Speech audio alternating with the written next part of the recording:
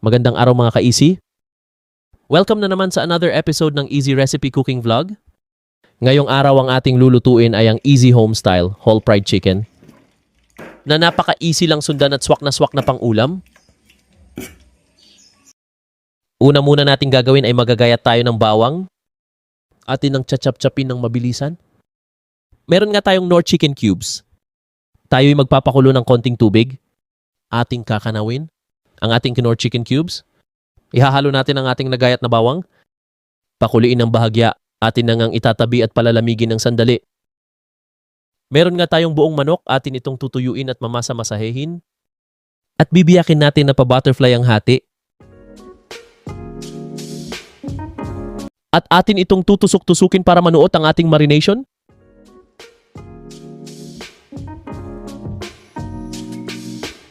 Sunod naman ay atin itong titimplahan ng asin, patis paminta, at katas ng kalamansi. At atin itong hahalu-haluin uli.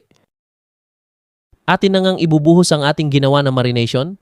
Sunod naman ay atin itong bubudburan ng harina. At wari ko ito'y ready na.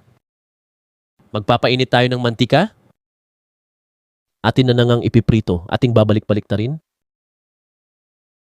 Hanggang sa maluto ang magkabilang banda, ayan na nga mga ka-easy. Another easy ulam recipe na talaga namang yummy.